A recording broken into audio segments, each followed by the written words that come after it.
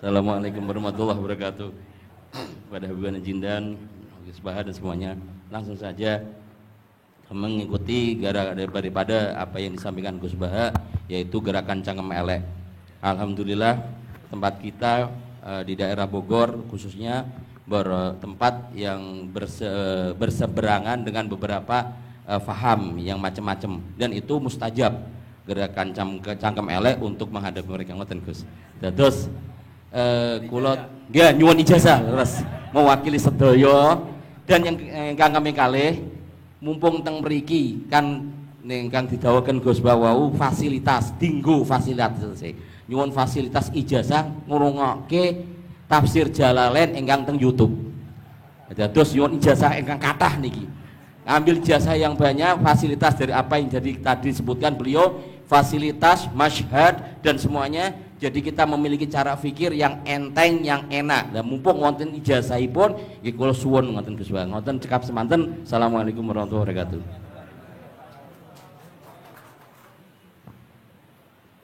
Assalamualaikum warahmatullahi wabarakatuh. Gus Baha, saya Nawawi Bahrudin. Kalau secara organisasi saya dari PCNU Kota Tangerang, saya Mustasar. Bersyukur sekali saya bisa berjumpa dengan Gus Baha dan Habib Jindan, yang beliau ini keduanya adalah idola saya. Kalau boleh ngaku, saya ini ngaku sebagai santri kalong virtual via YouTube Gus Baha dan Habib Jindan. Jadi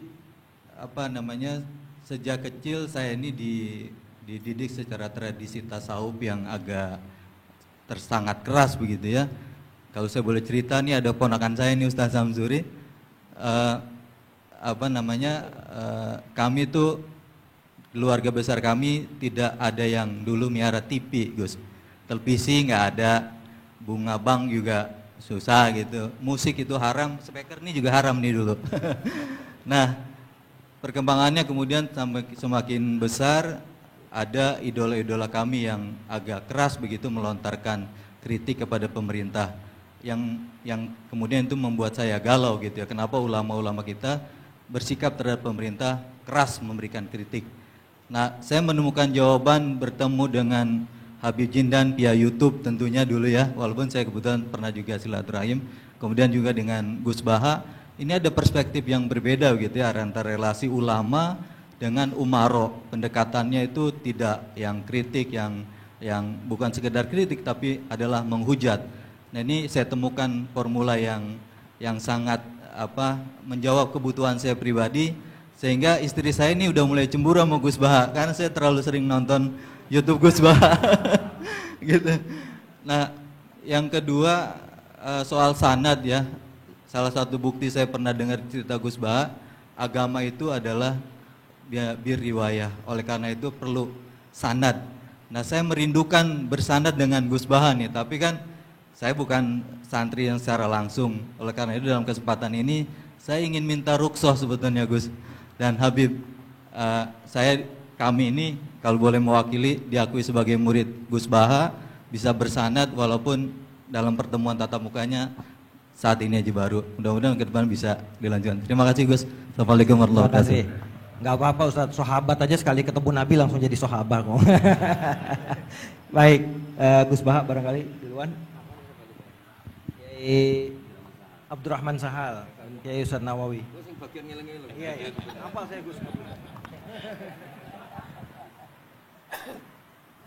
Iya. Begini ya, masalah cangkem elek tadi ya. Bakat tuh sampean? Sudah, alhamdulillah sudah bakat. Karena kalau lewat Habib Jindan tidak pantas, beliau biar sempurna saja, tidak usah sanad itu. Jadi begini, dulu ketika Sulhul Hudaybiyah itu kan umat Islam sedikit sekali, terus dipaksa untuk pulang dari Mekah, tidak boleh umroh. Terus sahabat berkomitmen berani mati bela-belain Rasulullah SAW. Ketika berani mati ini digojlok sama orang musyrik. Jangan-jangan setelah kami perang betul, kamu meninggalkan Muhammad. Ini yang omongannya orang musyrik. Abu Bakar, itu semua ulama tahu kalimat itu, cuma tidak usah diterjemah. Umsus bidrollat katanya. Itu padahal Abu Bakar yang ngertikan itu. karena memang ekstrim. Terus kedua, ada orang Bedui itu ngukur seorang nabi itu dengan hal-hal yang kurang baik. Misalnya begini, ya Muhammad, kamu ngeklaim tahu berita langit, coba unta saya yang hilang itu di mana? Katanya tahu berita langit, sekarang tahu nggak unta saya hilang itu di mana? Mobil saya di mana? Begitu juga ketika untanya hamil, bunting itu tanya, Muhammad, kalau kamu nabi katanya tahu berita langit, kamu tahu isinya yang di unta saya ini? Itu ada sahabat yang saking nggak kuatnya demi bela nabi itu, udah kalau tanya gitu tanya saya terus. Terus si tadi orang tadi dibilangin sahabat, nazauta 'alaiha fakanat minha sakhlah. Jadi intinya ini Habib Jintan biar senyum-senyum aja. Jadi intinya kadang ad-difa sama orang-orang gitu mau tidak mau nggak ada pilihan itu. Kalau yang ma'ruf di Quran ya uffil lakum wa lima ta'buduna min dunillah. Jadi ketika Nabi Ibrahim ini sering saya patah-patah supaya tidak paham semua karena ini sanad kurang baik. Tapi kebutuhan itu. Biasanya yang minta itu yang jenisnya ya seperti ini yang sudah cangkem elek cuma butuh legitimasi gitu. Jadi dia butuh nggak tanggung jawab, dilimpahkan ke saya. Kalau saya kalaupun salah kafaroh saya banyak. Saya kan ngapalin Quran. Kalau orang itu hafal Quran, inna wa ta'ala la yu'adzibu qalban wa al Quran. Kalau kamu sekali salah, adabnya banyak. Kalau saya punya penawar banyak itu. Jadi faja'alahum judadan tadi. Siapa yang memecahi berhala ini? Kata Ibrahim, yang bawa kapak. Kenapa mecahin? Mungkin sentimen dia ingin disembah sendiri katanya. Tanya yang bawa kapak. Kata orang-orang kafir, kamu kan tahu berhala itu tidak bisa ngomong, masa disuruh nanya gitu. Otak kamu di mana? Enggak bisa ngomong, enggak disuruh nanya. Otak kamu di mana? Ibrahim balik. Ya balik ngendikan, balik mengatakan uffil lakum. Otak kamu lalu di mana? Kayak ditanya aja tidak bisa jawab kok kamu sembah. Jadi di beberapa kesempatan sahabat belain Nabi sampai gitu. Jadi banyak orang Bedui, orang-orang peradaban, karena Nabi itu memang nyatanya mendapat berita dari langit. Mereka terus itu dijadikan alasan. Unta saya hilang di mana Muhammad? Ini di mana? Unta saya ini hamil itu bentuknya kayak apa? Katanya kamu tahu berita langit. Masa gini aja enggak tahu? Ya terus tadi. Saya enggak tahu sahabatnya mungkin kayak jenengan enggak tahu saya. Terus dia ambil, udah tanya saya aja. Nazauta 'alaiha fakanat minka minha sakhlah. Nazauta itu sudah paling anaknya ya, kayak kamu lah, kamu yang nazauta 'alaiha, ada usah diterjemah nazauta 'alaiha itu. Tapi potongan-potongan gini tahu kira nazauta 'alaiha itu kayak. Artinya ya memang dalam banyak hal memang nggak bisa dihindari hal-hal seperti itu. Ya tapi tentu yang suasananya ilmiah bukan hadun nafsi ya, suasananya yang ilmiah bukan apa? Hadun nafsi. Karena kadang-kadang memang mau tidak mau kayak ya tadi orang-orang yang menghujat Nabi, orang-orang yang apa itu. Kadang-kadang paling efektif itu ya jawab seperti itu. Ya, jawab seperti itu. Itu sudah berapa tadi? 3 kan? Nah, itu bukti bahwa kadang-kadang itu nggak ada pilihan dalam menjelaskan. Ya, nggak ada pilihan dalam menjelaskan. Ya, maksudnya seperti itu, tapi tidak tahu saja. Daripada anggawah bibitan kan kasihan. Saya aja yang jawab. Nah, terus tadi yang Jalalain rutin sanad saya memang sebetulnya kalau saya boleh milih di mana-mana sanad tuh ngajinya utuh. Saya dulu ngaji Mbah Mun itu mulai Jamul Jawami, Fathul Wahab banyak. Sebagai keluarga Quran, bapak saya itu hafal Quran tuh kayak Fatihah, ma'ruf itu di daerah saya. Tidak ada orang hafal Quran kayak Fatihah kayak bapak saya itu. Makanya tradisi keluarga kami memang Quran, terus babah kami juga dari ulama Lasem, Habib Jintan pernah rawuh di mbah saya. Kebetulan pondoknya mbah saya namanya juga Al-Fakhriyah Habib. Jadi karena kalau konstruksinya tidak khatam, seperti ini namanya ijazah amma. Ijazah amma ya cukup lah buat rame-rame. Tapi secara keilmuan itu masalah karena konstruksinya belum selesai. Makanya tadi saya senang Habib Jintan ketika cerita ada orang ngajar lumak. Usul fikih itu perangkat yang mau tidak mau untuk alat tafsir. Misalnya begini. Wa antasma'u bainal ukhtain, tidak boleh mengumpulkan perempuan 2 yang kakak beradik jadi istrinya 1 orang. Itu bainal ukhtain itu min itlaqil ba'di wa iradatil kul, yang dimaksud Allah adalah mengumpulkan 2 orang yang ada hubungan mahram.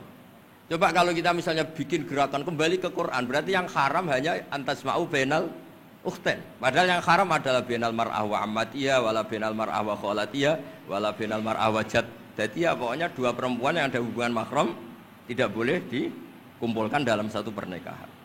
Bayangkan kalau orang tidak ahli usul fikih kemudian dia mentafsirkan Quran, terus dia hanya pegang wa antasma'u bainal ukhtain.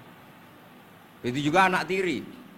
Ada aturannya, lafadz yang keluar karena ghalib itu tidak punya makna. Misalnya begini, anak tiri yang nggak boleh dinikahi adalah waroba ibukumul lati fi hujurikum, anak tiri yang serumah. Padahal anak tiri serumah tidak serumah, kalau ibunya sudah kamu kumpulin kan tidak boleh dinikah. Lalu kata fi hujurikum di sini adalah yakhruju makhrujal ghalib. Ya umumnya anak tiri itu serumah, tapi bukan punya ikatan apa? Hukum. Nah, hal seperti itu kan riskan kalau kita tidak mengaji usul fikih, apa kaidah fikih.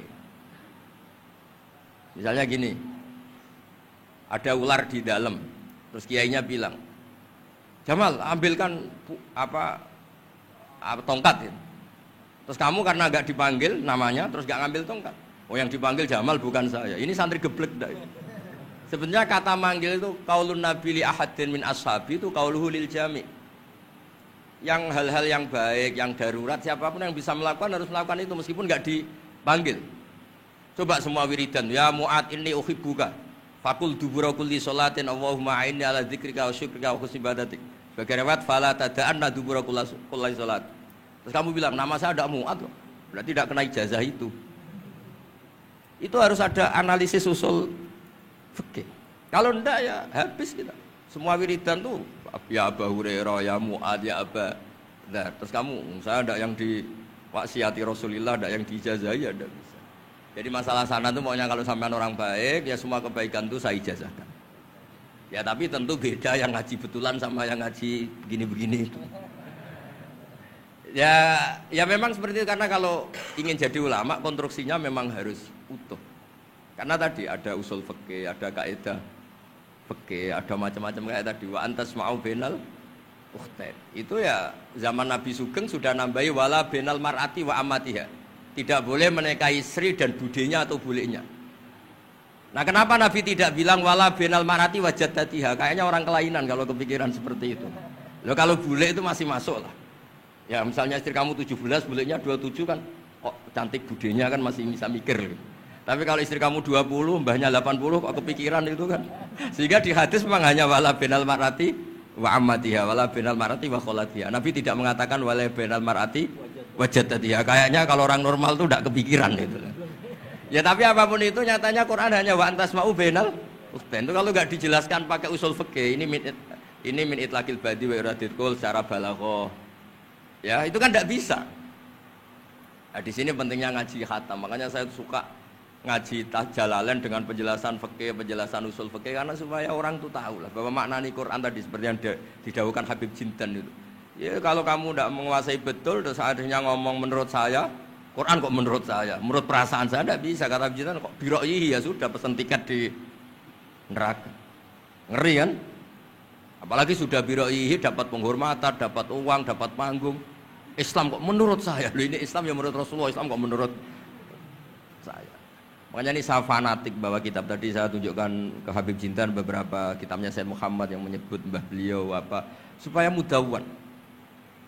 Dulu itu ada orang alim alama namanya Les bin Sa'ad. Kata Imam Syafi'i, "Al-Les afqahu min Malik illa annahu daya'ahu ashabuh." Imam Les secara fikih itu lebih alim dibanding Imam Malik, tapi daya'ahu ashabuh. Murid-muridnya enggak menulis. Andai kan Habib Salim tidak punya putra Habib Novel, tidak punya cucu Habib Jintan, mungkin orang tidak bakas lagi Habib Salim. Bazuber andai kan tidak punya putra Mbah Mun, orang juga tidak bakas lagi Bazuber.